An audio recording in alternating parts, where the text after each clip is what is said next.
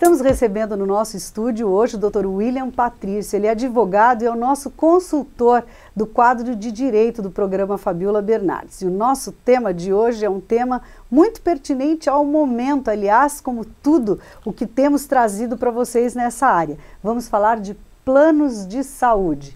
Quem é que nunca tomou um susto ao precisar ou mudar de um plano de saúde para o outro? Ele é super fera nisso e vem esclarecer para a gente um monte de dúvidas. Tudo bom, querido? Tudo bom, Fabiola. Obrigada por mais uma vez estar aqui com a gente, né?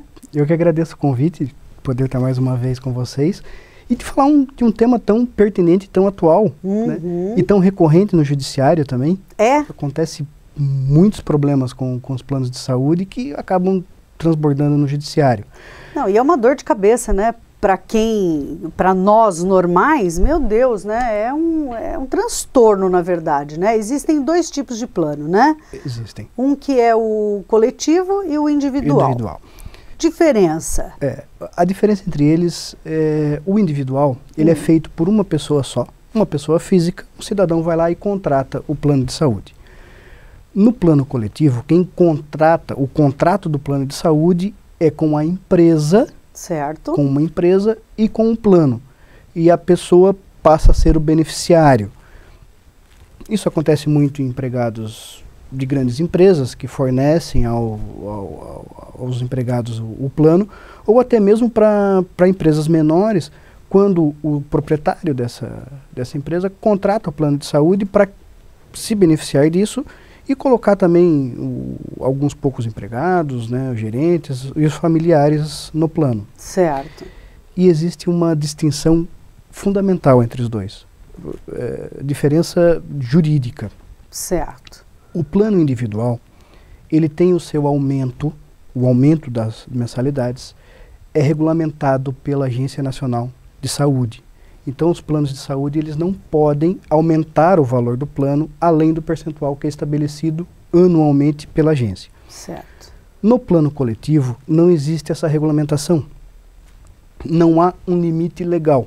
Em tese, o plano poderia aumentar o percentual que ele quisesse. Quanto quiser, não importa nada. E aí que vem o problema, e aí é onde o assunto vai parar no judiciário. Ai, e é mesmo, gente, é um problema, porque são aumentos, assim, muitas vezes irreais, né? Até não bate com o momento econômico que a gente vive, né? Eu confesso para você que eu já vi aumentos de 300% na mensalidade, de 200%. São aumentos realmente vertiginosos. Não, e daí a gente fica por conta de ter que ou cancelar o plano, porque daí não se consegue pagar. Exatamente. E daí cai naquela história da carência, toda aquela coisa. Quer dizer, a gente acaba se prejudicando muito, né? Sim, mas o judiciário hoje ele vem dando uma resposta para essas demandas. Plano individual, normalmente não dá tanto problema, não acarreta tanto problema, porque existe um limite fixado. Então, se a operadora de plano de saúde aumentou além desse limite, é ilegal, basta você entrar com processo, o judiciário de plano já vai coibir. Certo. Mas dificilmente elas aumentam além disso. No caso do plano coletivo, as operadoras de plano de saúde, elas utilizam de duas desculpas para aumentar o valor. Elas utilizam de uma taxa chamada sinistralidade e se utilizam da faixa etária em que a pessoa está para poder aumentar a mensalidade. É correto? Tá dentro da lei isso ou tem como recorrer? Tem como recorrer. O uso de faixa etária é ilegal. O judiciário já vem impondo, embora exista hoje uma questão de repercussão geral no Superior Tribunal de Justiça discutindo isso. A questão de repercussão geral é um processo de um determinado assunto que é julgado por um tribunal superior, no caso o Superior Tribunal de Justiça, e que vai servir de paradigma para os outros julgamentos em bases menores, para o Tribunal de Justiça, para os juízes. Porém, o que indica é que o STJ vai determinar que aumento por faixa etária é ilegal. Inclusive o Estatuto do Idoso, que estabelece que é feito para pessoas acima de 60 anos, ele veda expressamente o aumento de plano de saúde por faixa etária.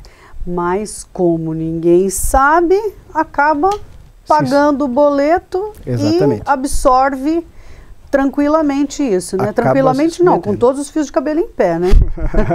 Não, nem um pouquinho tranquilo, né? Mas realmente existem pessoas, não é que existem pessoas, mas o pessoal acaba se submetendo, claro. Primeiro por desconhecimento, isso. Né? E segundo porque, enfim, aumentei a idade e vou ter que me submeter a isso e ponto final. Isso. Existem algumas regrinhas que os tribunais também usam, que é permitir até o aumento por faixa etária, mas observados determinados critérios. Por exemplo, a primeira mensalidade não pode ser o dobro da última mensalidade. Entendi. Pelas faixas etárias. Certo. Né? Então, isso é muito desobservado pelos planos de saúde. Agora, uma briga maior ainda, Fabiola, é a tal da taxa da sinistralidade. O que é isso? É um nomezão, né? Um nomezão. A taxa de sinistralidade é uma fórmula que as seguradoras... É seguradora porque nós usamos muito no judiciário a palavra seguradora também para as operadoras de plano de saúde. Certo. Que as operadoras usam para estabelecer um cálculo de acordo com o que o plano de saúde é utilizado. Então, eles pegam um determinado grupo. Por exemplo, numa empresa, eles pegam as pessoas que fazem parte daquele plano e analisam o quanto elas usaram o plano de saúde durante determinado período. Com base no uso, eles aplicam um percentual de aumento. E muitas vezes o percentual de aumento é estrondoso. Imagina. 100%, 150%. Como eu lhe falei, eu já vi casos de 300% de aumento na mensalidade. E isso é aleatório? É que a taxa de sinistralidade, eles podem usar um grupo, por exemplo, empregados de determinada empresa. Certo. Ou eles podem pegar um grupo maior, as pessoas vinculadas ao Sindicato do Comércio. Ah, entendi. Vão segmentando, afunilando. Exatamente. E aplicam esses valores, essa Por tal isso taxa. Que cada um paga um valor, né? Não existe assim, mas eu tenho isso e pago tanto. Aí o outro, não, mas eu também tenho isso e pago muito menos ou muito mais. Sim. Enfim, essa conversa, né? Porque a gente está nas rodas, o pessoal conversa, né? Acaba acontecendo muito isso, né? Então, e aí, faz o quê? Pegue o seu advogado, um advogado bem querido. E bata as portas do judiciário. O judiciário tem... hoje em dia, planos de saúde, seguros, contratos bancários e telefonia são o carro-chefe do judiciário. São as demandas. E mesmo assim, eles continuam existem. fazendo algumas coisas que nos deixam assim um pouco atordoados, né? Mesmo assim. Ainda bem que nós temos o Poder Judiciário para coibir esses abusos. Claro. Senão seriam maiores ainda. Exatamente. E uma outra situação interessante com relação aos planos de saúde, fugindo um pouco da questão do aumento, é a resolução 279 da Agência Nacional de Saúde. Não sei nada disso, More. Conta para nós. Ainda bem que a gente tem um consultor, né, gente? Essa resolução, ela estabelece regras para que a pessoa, a partir do momento que ela seja demitida sem justa causa de um emprego, em que ela tinha plano de saúde, em que a empresa fornecia para ela o plano de saúde, ela mantenha o direito de permanecer vinculada ao plano de saúde por um determinado período. Ou seja, estou empregado, a empresa me fornece o plano de saúde, de repente sou demitido, sem justa causa. Nossa, isso deve estar acontecendo muito também, né? Isso. E ainda mais nesse tempo de crise, demissões estão acontecendo, né?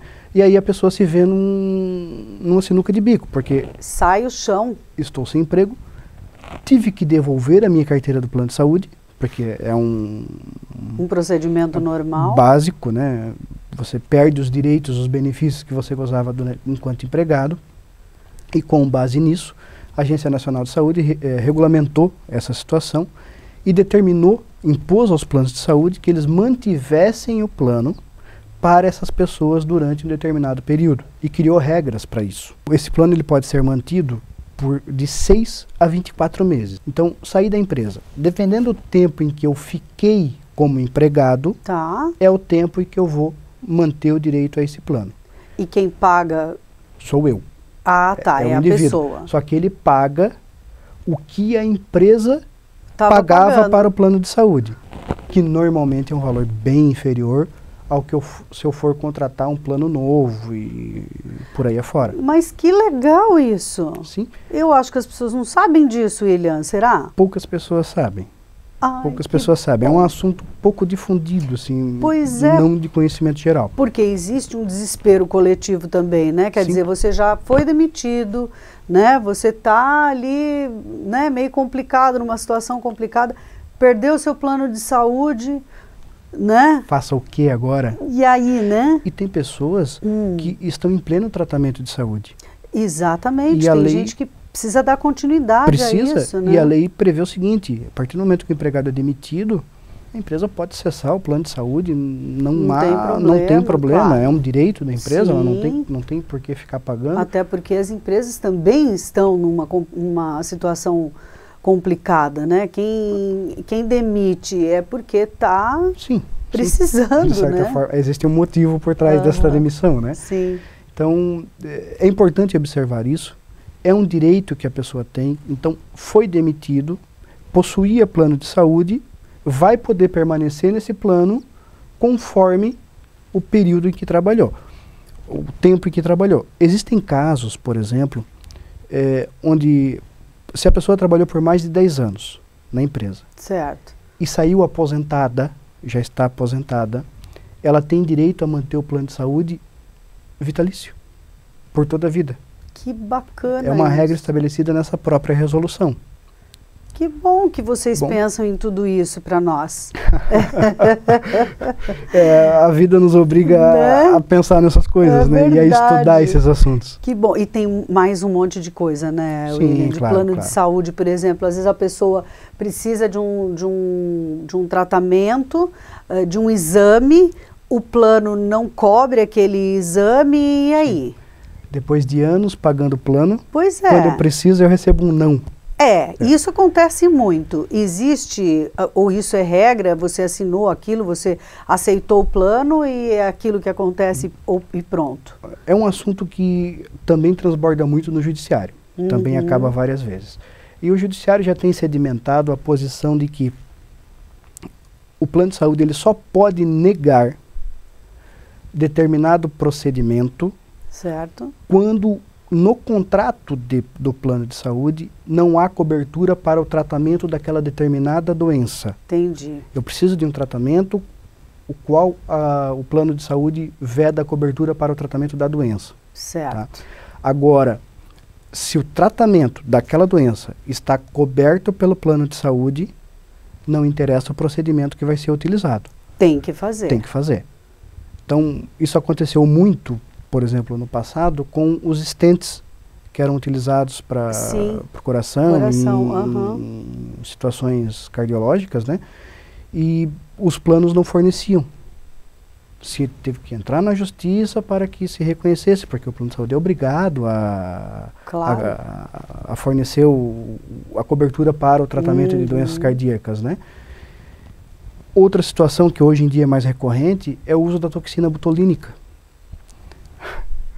Para ficar linda? Não é para ficar, também é utilizado para isso, também. Mas a toxina botulínica, ela vem sendo utilizada e indicada pelos médicos para o controle da enxaqueca. Já ouvi falar. Isso. E os planos de saúde têm negado o uso desse medicamento, né? Claro, porque a primeira coisa que a gente pensa é para ficar linda. Mas só que não. Também, eu não conheço a questão técnica do porquê do uso, mas o fato é que os médicos têm receitado, e pelo que eu já ouvi falar, com bastante sucesso, essa toxina para enxaqueca. E para outras situações também, mas para enxaqueca é uma delas. Então, é uma situação que em o plano negando, tem como se entrar na justiça para obrigá-lo a fornecer. Por quê? Porque a enxaqueca é uma doença de cobertura obrigatória. O plano tem que cobrir.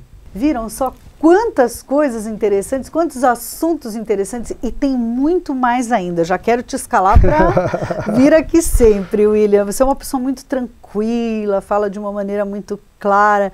Muito obrigado, Fabiola. Agradeço novamente o convite.